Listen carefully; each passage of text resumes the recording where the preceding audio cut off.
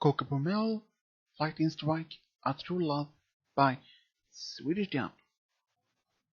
One noon at Rarity's boutique in Canterlot, Coco Pommel has been working on her latest dress when suddenly the door opens. She is surprised to see that it is actually Rarity. Rarity! Welcome! No big surprise. And Rarity greeted Coco Pommel and said that she was only there for a short visit because she is going to the castle. Oh, well, the business goes quite well, as you can see, and Coco shows there are a lot of customers in the store, maybe like 20, and is always busy right at this time of the day.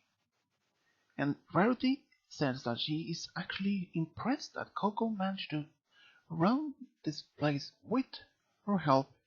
Even she actually runs the place in Manhattan, but she has been filling in for Saddle in Canterlot when she is away for a cold.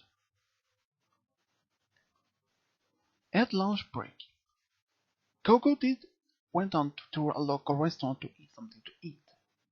Then suddenly she walked into someone. Oh, sorry. Oh, it's okay. I'm sorry. I didn't see what I was walking. She looked at the pony who she walked into, and she didn't realize she walked into Lightning Strike from Wonderbolts. Oh, you're Lightning Strike from Wonderbolts, aren't you? Yeah, that's right. Do you want an autograph? Oh, I'm sorry.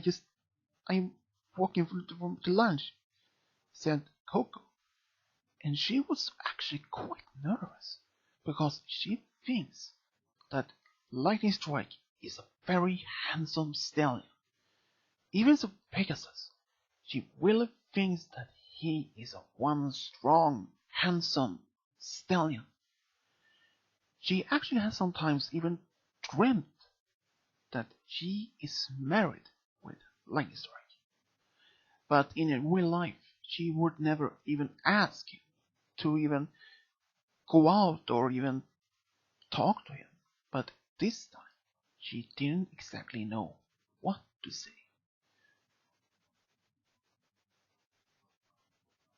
Well, once again, he's no worried, nothing hurt. Well, once again, it was nice to meet you. Then he left. Coco just stood there and watched when Lightning Strike disappeared around the corner. She didn't know what to say.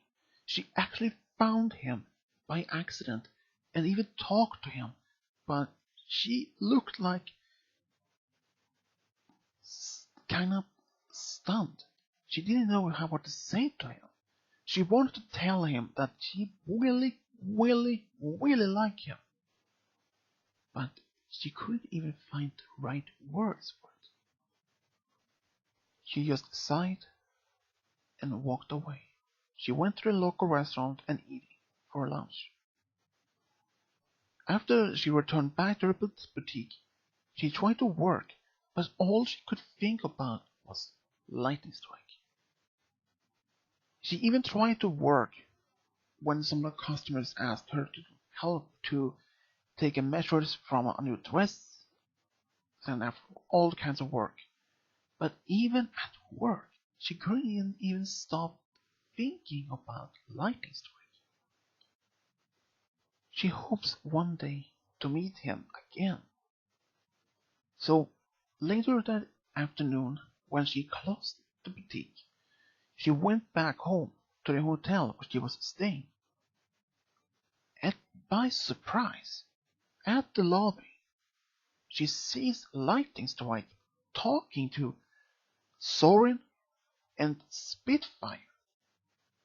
She can hear them talking about that they are staying at the same hotel as she is. Then suddenly, Lightning Strike turns around and sees Coco Pommel. "Oh, hello there! You live here as well?" "Yeah," said Coco. She was quite nervous, but then she saw Soren. "Coco, you're staying here? I thought you lived in Manhattan." "Wait, you know her?" asked Lucky Strike. "Yeah, she's a friend of Rarity. She lives in Manhattan and works on her boutiques there." "Really? I thought you... Well, I'm sorry, I thought you lived in Camelot." "No," she said, but a little bit shy. "Well, it's nice to meet you," said Lightning Strike. "Likewise," said Coco. "But Coco, how is the business going in Manhattan in Camelot?" asked Soren. "It's going good. A little bit busy the days. Well, I'm hoping it's going well for you, since Verity often talks about you, and even Rainbow even talks about since she met you here and there once or twice. I even heard that she's a part of Wonderballs. Yeah, she actually is one part of our team now, since Firestork decided to retire to become a full part-time teacher at the academy. Which I don't mind, but Rainbow Dash is actually a really good Wonderbolt," said Soren. "And I'm sorry to ask, but we have to go. See you later, Lightning Strike?" "Yeah, sure," said Lightning Strike, and Spitfire and Soren left the hotel. Lightning Strike and Coco Pommel remained at the lobby, just looked at each other. "Well, I maybe should go up to my room and should rest for a moment, since we are more practice later tomorrow," said Strike. "Well, it was nice to meet you." "Likewise," said Coco. And then, like a strike, went to his room. And there, Coco had the right moment and the right perfect time to talk to him even more.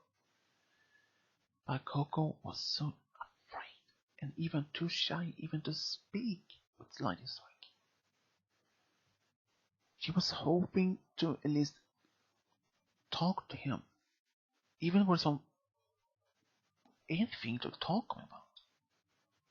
But she was afraid to what she didn't want to say to him at all.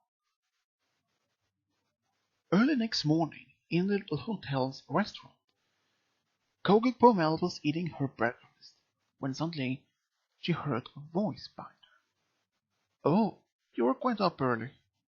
She turned around and saw it was Lightning Strike.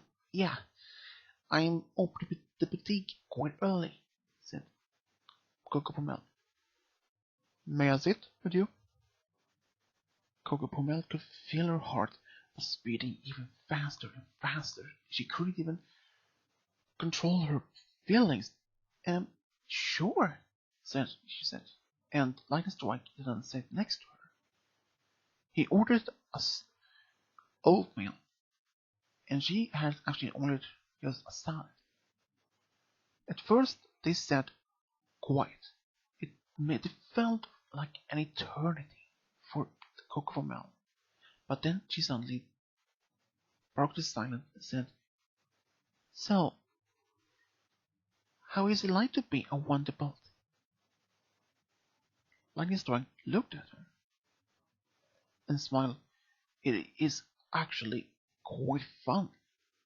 You never know what happens with all the performance we have, and well, sometimes we have to protect Equestria from any threat. If the main six can help us, or the Royal Guard can help us. But I really enjoy to be a Wonderbolt. I always wanted to be one since I was just a colt." Really? Yeah. My friends and family often took me to this wonderful performance nearby in Manhattan where I lived when I was a kid. You lived in Manhattan? Yeah, I did.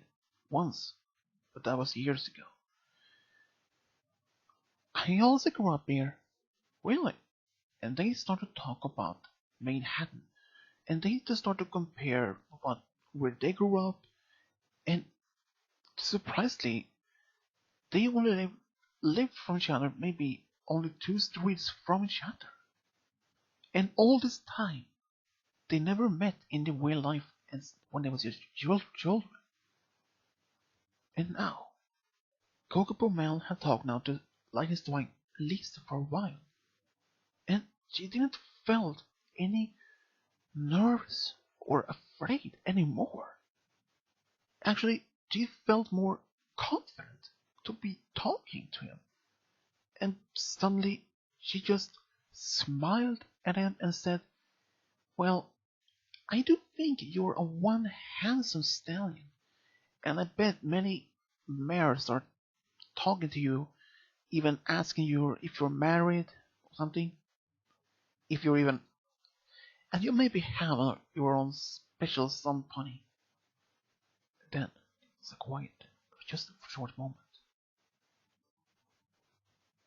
Well, actually, yes, it happens quite often when mares ask me if I could date them or if I had some special sun pony, but to be honestly, I don't. Ever since I joined, became member of the Wonderballs, I have felt quite lonely. I actually been looking for my special sun pony everywhere I go, even Canterlot, Manhattan, Trottingham, Appaloosa, nowhere. I even have dated her at least a few times, but none of the mares I dated didn't seem to be couldn't felt the connection between her. Coco Pommel looked at Lightning Strike. For first he was speaking with confidence, but now she could hear sadness in his voice when he talked. Well, and here I'm sitting talking about me, but how about you? Do you have any husband back home? No, same here. It seems no stallion is not interested in me at all. What? How come no stallion want to fall in love with someone who is beautiful as you? With his, with your beautiful light blue mane, your eyes, your personality, your kindness? Just saying that to her, it made Coco to blush. Now stop that, you're just making me blush. But and you make me this just make it up decision. No, I'm saying it's true. You really are beautiful. I even wish that I could met you maybe years ago. But hearing that, Coco Pommel's eyes just got big. She looked at him. Really? You would date me, even I don't even know you so well? Of course. Because I do think you are one special sun pony. Wow, said Coco. I don't know what to say. Well, how about would you like to go out with me tonight? Coco was, well, not prepared for that kind of question. But she has been dreaming about it all the time, and she was thinking and was quiet first. But then she looked at him and said to him, "Yes, I would like to go out with you." "Great. I can pick you up in the lobby about like 7 this evening." Coco was quite nervous and she said, "Yeah, I'll see you then." Lightning Strike then was leaning over and gave her a kiss on the cheek. She was well red in her face and said, "I'll see you tonight." And he left. And Coco Pommel, she was so red in her face and so happy. She felt like she was in the sky, floating along with on the clouds. She never felt so happy and so thrilled, but full of energy. And after she left the hotel, she went straight to the boutique and opened it, and she was so happy. She started to work immediately with all the dresses, skirts, all kinds of clothes she was meant to make. And even her happiness was actually spreading across the entire boutique, with all the employees and even the customers could sense that Coco was really, really happy. And even when they looked at her and she smiled at them with a big smile, and they smiled back and they could feel happier. Somehow, when other ponies were left the boutique, and other they could see but the big smile, and they weren't interesting, and they stepped in. From that day, the boutique had more customer than it has when it's open. Coco estimated the store at the boutique had about maybe 200 or 300 ponies visit in an entire day, and she was not well prepared for that. But she didn't mind. The more customers she had, the more money she earned, and even how well better the boutique went, and that would make even Verity even happy as well. But especially Coco was really happy, and she was also really looking forward to her date with Lightning Strike that evening. Later that afternoon, just after Coco had just closed the boutique, she went straight back to her hotel to make the prepare for her date with Lightning Strike. She chose a perfect dress for her date with a bow in her mane and went down to the lobby and waited. She waited and waited. She waited for about maybe 10 or 15 minutes before he went in. He said, "I'm so sorry if I'm late. I was stuck in the traffic. Well, in the store. I was behind you this," he said, and showed her a small bracelet with hearts. A silver bracelet. "I just wanted to give you a gift," he said. "It's lovely. I love it. Are you ready to go?" "Yeah, I'm ready," said Coco, and they both left the hotel.